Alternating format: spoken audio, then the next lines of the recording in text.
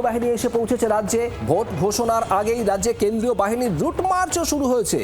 কলকাতায় বিজয়গড় জ্যোতিষ রায় কলেজ, সেখানে পৌঁছেছে কেন্দ্রীয় বাহিনী। আপাতত কলকাতায় 12 কোম্পানি কেন্দ্রীয় বাহিনী মোতায়েন করা হয়েছে। কলকাতার 11টা থানা এলাকায় মোতায়েন করা হয়েছে 12 কোম্পানি ফোর্স।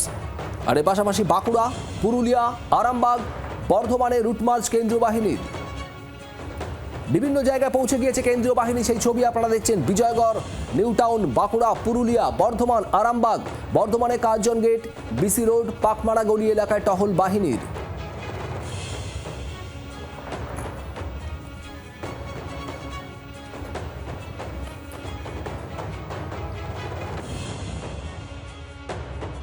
বিহার থেকে আসা আইটিবিপির এক কোম্পানি আধা সেনা দুদলে ভাগ হয়ে গিয়েছে।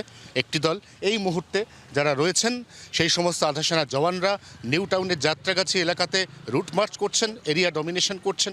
এই কোম্পানিরই আরেকটি দল তারা ইতিমধ্যেই লস্করহাটিতে রুট মার্চ শুরু করে দিয়েছে।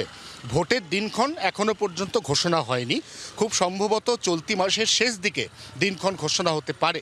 তার অনেক আগে থেকেই নির্বাচন কমিশনের নির্দেশে রাজ্যে আসতে শুরু করলো একের পর এক আধা সেনা কোম্পানি।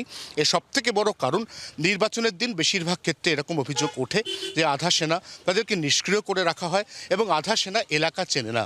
এবার একটু অন্যরকমভাবে কাজ করতে শুরু করলো আধা সেনা। তারা অনেক দিন আগে থেকে এলাকায় এসে এই এলাকার প্রত্যেকটি নারী নক্ষত্র, প্রত্যেকটি খুঁটিনাটি এবং প্রত্যেকটি এলাকাকে ভালো করে চেনার, জানার এবং বোঝার সুযোগ পাবে, যাতে নির্বাচনের দিন অর্থাৎ যেটা red letter day, D day, সেদিন তাদের অ্যাকশানে নামতে কণামাত্র দেরি বা অসুবিধা না হয়। 24 ঘন্টার জন্য ক্যামেরায় জয়ন্তর সঙ্গে Ayan, new town, Kolkata. 12 company কেন্দ্রীয় বাহিনী কলকাতার জন্য। কলকাতায় বিজয়গড় জ্যোতিষ রায় কলেজে পৌঁছে গিয়েছে কেন্দ্রীয় বাহিনী। আপাতত এই 12 কোম্পানি কেন্দ্রীয় বাহিনী কলকাতার 11টা থানা এলাকায় মোতায়েন করা হচ্ছে। এর পাশাপাশি বাঁকুড়া, পুরুলিয়া, আরামবাগ, বর্ধমান, সেখানেও পৌঁছেছে কেন্দ্রীয় বাহিনী এবং তাদের রুট মার্চও চলছে। বাংলার আওয়াজ, বাঙালির আবেগ, জি 24 ঘন্টা।